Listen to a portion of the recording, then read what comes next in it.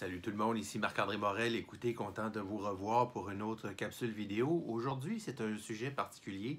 En fait, c'est parce qu'on va encore découvrir une autre métaphore. Alors, voici la métaphore. Alors, si j'arrive chez vous un soir, vous m'invitez à dîner, à souper, et que là, je vous arrive avec un cadeau, et que ça donne que vous dites, ah, sais-tu quoi, Marc-André, non, j'en veux pas. Alors, c'est particulier. Habituellement, les gens acceptent tous les cadeaux qu'on leur offre, mais même si on est amis, vous choisissez de ne pas l'accepter. Alors, je vous pose la question, à qui il appartient le cadeau à ce moment-là? Là, moi, je l'avais acheté pour vous, j'arrive pour vous le donner, vous le refusez, il appartient à qui? Mais il m'appartient toujours. Vous ne l'avez pas pris. Donc, non seulement il est dans mes mains, mais en plus, il m'appartient parce que je l'ai acheté avec mon argent ou peu importe, j'ai pris à la maison. Et l'intention, c'était pour vous, mais dans le fond, il m'appartient toujours.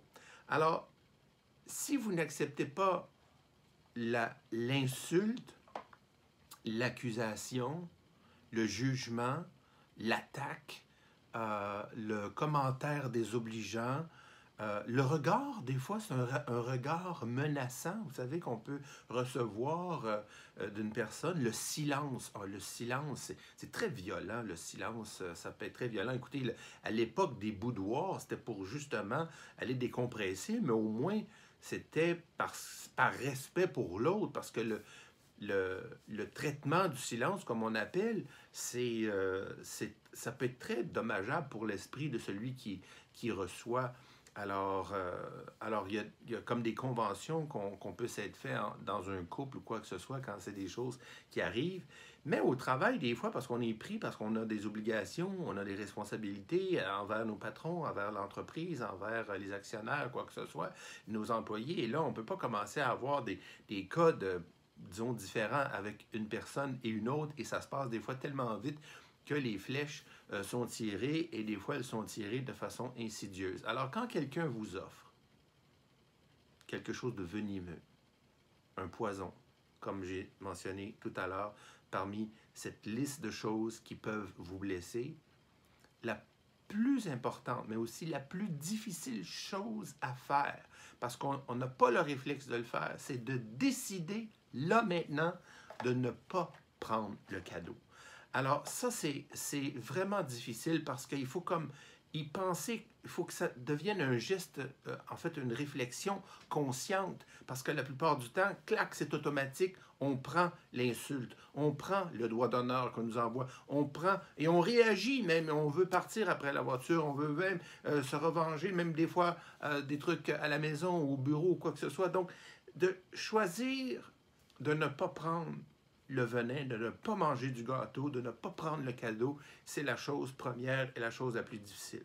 Ensuite, eh bien, écoutez, c'est de se dire, comme je disais tout à l'heure avec les 4 accords Toltec, de dire ça ne m'appartient pas. Donc, c'est de ne pas prendre les choses de façon personnelle.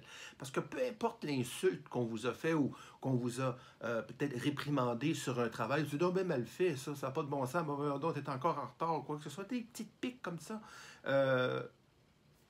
Ça dit rien sur vous.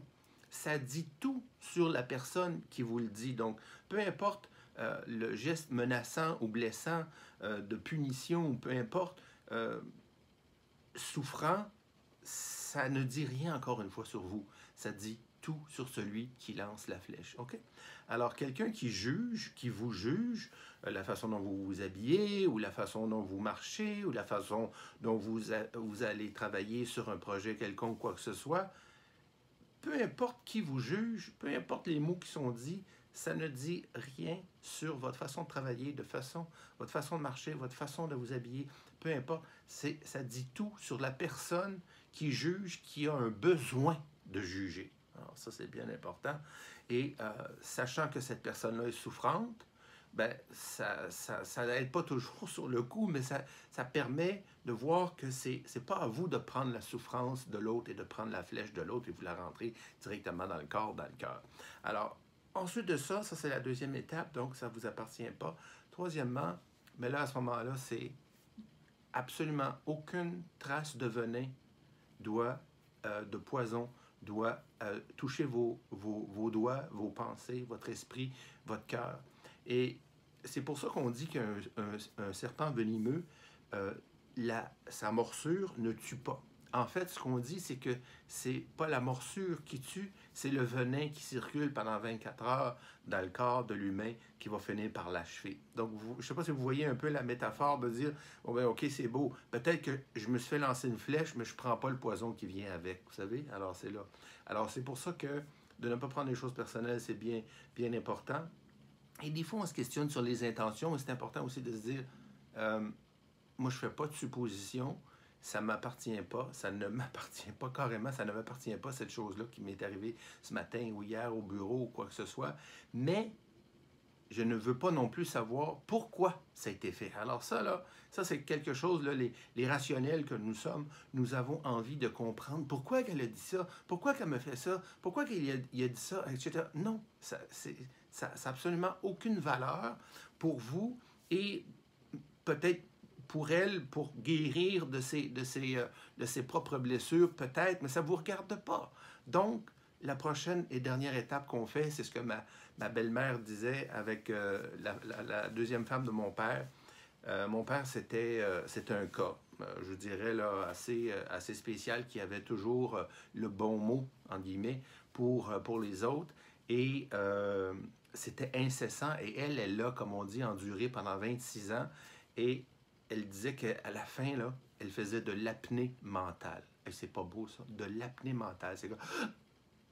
Alors, quand quelqu'un est là dans votre vie, autour de vous, à la maison ou au travail, et qui a toujours ce courant justement d'attaque et de fléchettes, ben faites un peu comme Joanne, la belle-mère, c'est-à-dire la femme de mon père à l'époque, c'est-à-dire de faire un peu d'apnée mentale. Donc, on ne laisse pas rentrer ça dans notre corps. Alors, écoutez, j'ai pris un peu de votre temps. Je suis désolé, mais j'espère que ça peut vous aider. Et si vous avez des questions, n'hésitez pas. Vous savez où me rejoindre. Salut!